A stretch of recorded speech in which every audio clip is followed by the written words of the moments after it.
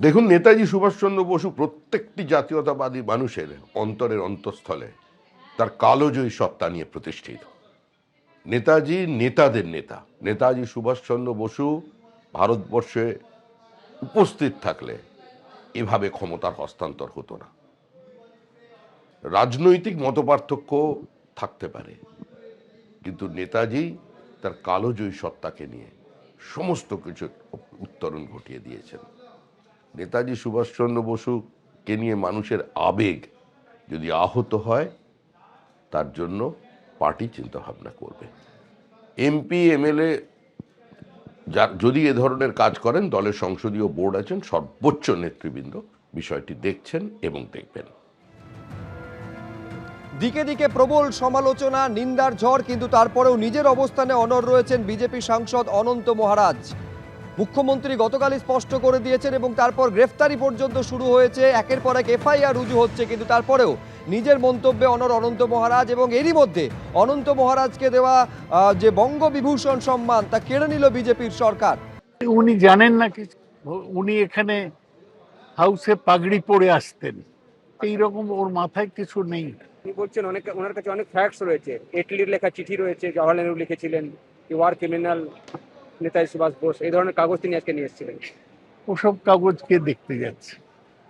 নেতাজি ভারতের মানুষের কাছে, নেতাজির অন্তর্ধানের পর 80 বছর কেটে গেছে, কিন্তু এখনো নেতাজি ততটাই শ্রদ্ধেয় এবং সম্মানিত রয়েছে।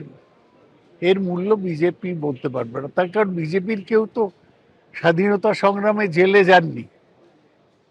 শ্যামাপ্রসাদ যাননি, সাভারকার জেলে গিয়ে আন্দামানের দ্বীপান্তর থেকে ক্ষমা চেয়ে বাইরে এসেছিলেন। আমরা চাইবো যে এক, অনন্ত মহারাজের বিরুদ্ধে বিজেপি পদক্ষেপ নিক, ওকে ওদের পার্টি থেকে বার করে দিক, এবং মুখ্যমন্ত্রী যেগুলো বলছে সেগুলো আসলে কার্যকর করুক। এর চেয়ে খারাপ কিছু হয় না।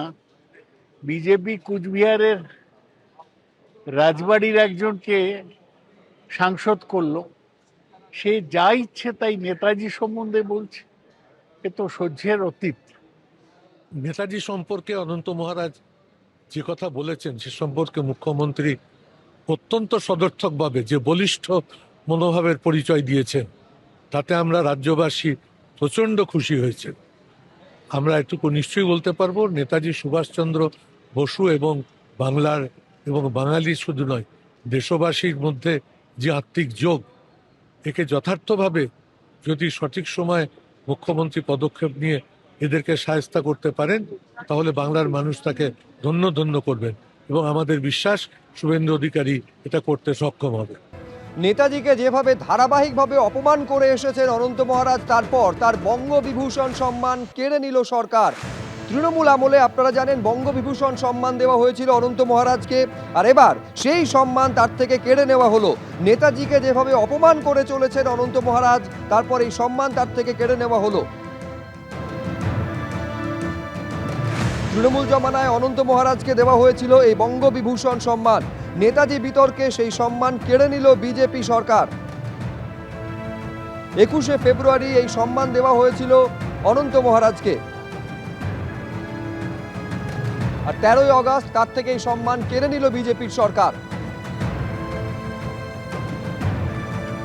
ধারাবাহিকভাবে অসম্মান করে চলেছে নেতাজি সুভাষচন্দ্র বসুকে বিজেপির এই সাংসদ, যা নিয়ে শুধুমাত্র রাজ্য নয় দেশ জুড়ে বিতর্ক তৈরি হয়েছে।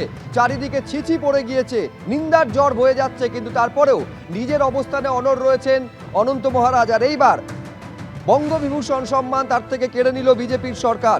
নেতাজিকে যেভাবে অপমান করে চলেছেন অনন্ত মহারাজ, তারপর কড়া পদক্ষেপ নেওয়ার কথা আগেই জানিয়েছিলেন, গতকালই জানিয়েছিলেন রাজ্যের মুখ্যমন্ত্রী, আর এবার তার থেকে সেই সম্মান কেড়ে নেওয়া হলো। তৃণমূল জমানায় গত 21শে ফেব্রুয়ারি অনন্ত মহারাজকে দেওয়া হয়েছিল বঙ্গবিভূষণ সম্মান, আর এবার সেই সম্মান কেড়ে নিল বিজেপির সরকার।